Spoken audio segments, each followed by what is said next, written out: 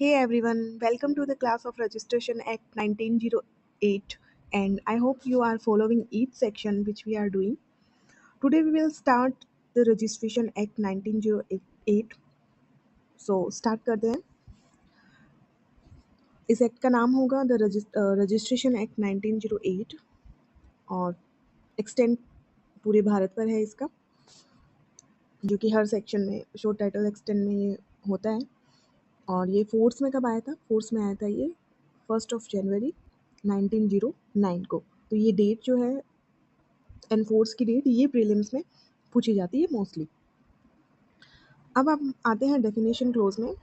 Although सारे definition पढ़ने हैं लेकिन इतने इम्पोर्टेंट नहीं है एग्जाम पॉइंट ऑफ व्यू से, लेकिन हम रीड सबको करेंगे एक बार, और जो ज़्यादा इंपॉर्टेंट है उसको हम थोड़ा सा डिटेल में देखेंगे.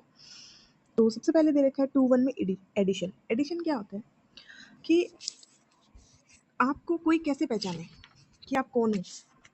कुछ ना कुछ तो होगा कि आप कहाँ रहते हो, आपके पेरेंट्स कौन है, आपका प्लेस क्या है, रेजिडेंस क्या है, आपका प्रोफेशन क्या है, ट्रेड क्या है. तो वही एडिशन है. तो edition means the place of, हो सकता है रेजिडेंस से पहचाने जाओ आप, या आपका प्रोफेशन क्या है उससे, या फिर ट्रेड, ठीक है, या रैंक अगर कोई हो तो, टाइटल अगर है तो उससे पहचाना जा सकता है. और इन केस ऑफ इंडियन, और जब अगर भारतीय की बात हो रही है तो अपने पापा का नाम, फादर्स नेम, और जहाँ usually described as the son of his mother, यानी जहाँ सिंगल मदर की बात आती है वहाँ उसकी मदर का नेम. तो एक तरह से हम कह सकते हैं आइडेंटिटी. तो फर्स्ट क्लोज में हो गया एडिशन. सेकंड में बात करते हैं बुक. तो बुक में सिर्फ वो बुक नहीं है जो हम पढ़ रहे हैं ऐसे, ठीक है, बल्कि बुक में इंक्लूड हो जाएगा एनी नंबर ऑफ सीट. जो एक अगर पेज भी है तो वो भी हम यही कहेंगे कि ये बुक है.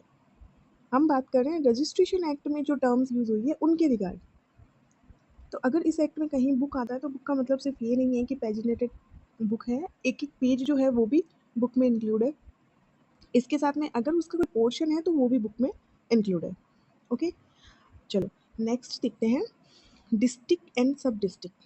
तो इसमें क्या हो जाएगा, एक डिस्ट्रिक्ट है और डिस्ट्रिक्ट में सब डिस्ट्रिक्ट भी इंक्लूड है. इतना ही करना है.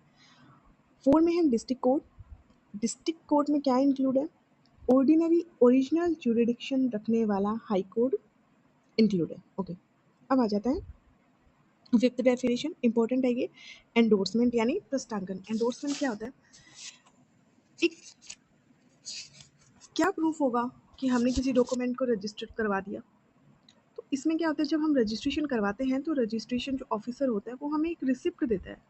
तो जो उस रिसिप्ट पे जो साइन और सील होते हैं, तो इसका मतलब है कि वो डॉक्यूमेंट्स वेरीफाइड हो गया है, हमने रजिस्टर करा दिया है.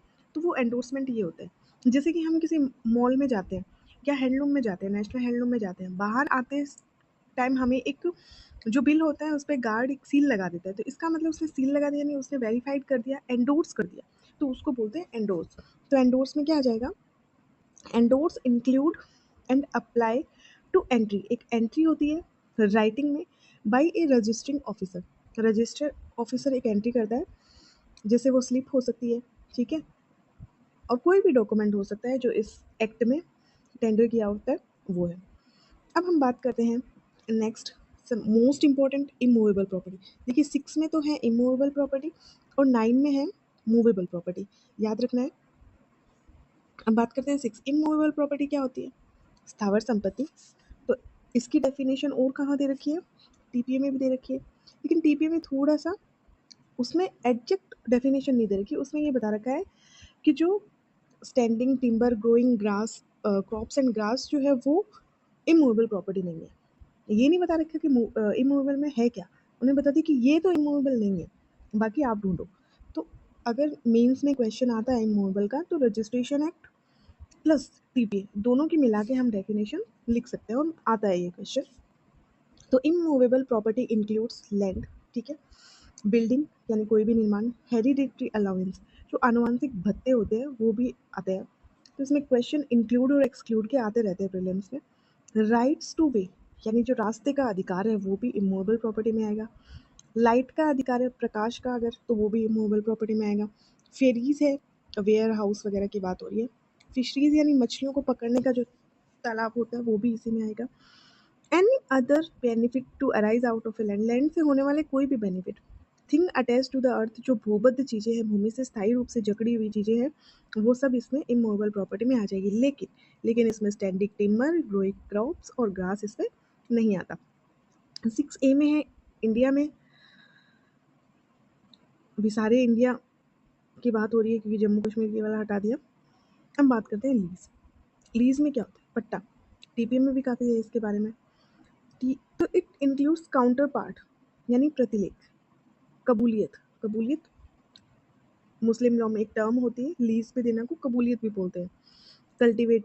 कल्टिवेट, ऑक्यूपाई करना किसी चीज़ को, एग्रीमेंट टू लीज, ये सब किस में आ जाते हैं? लीज में आ जाते हैं।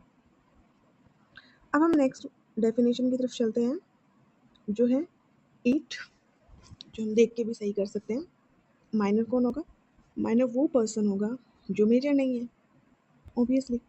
ठीक है, अब 9, ये इंपॉर्टेंट हो जाती है थोड़ी सी। देखिए पहले भी 6 में है इमूवेबल प्रॉपर्टी, और जो 9 है उसमें क्या है? Movable property. याद रखना है, मूवेबल प्रॉपर्टी इंक्लूड्स, जो उसमें एक्सक्लूड कर दी थी इमूवेबल प्रॉपर्टी में, वही चीज़ें इसमें इंक्लूड की है। Standing timber, growing crops, grass, fruit upon and juice in trees. कोई पेड़ खड़ा है, पेड़ क्या है? इमूवेबल प्रॉपर्टी है, लेकिन उस पर जो फ्रूट्स लग रहे हैं, क्योंकि वो तो हम तोड़ पा रहे हैं ना उनको, तो वो जो फ्रूट्स लग रहे हैं वो मूवेबल प्रॉपर्टी में इंक्लूड होंगे। और कोई भी हो सकता है।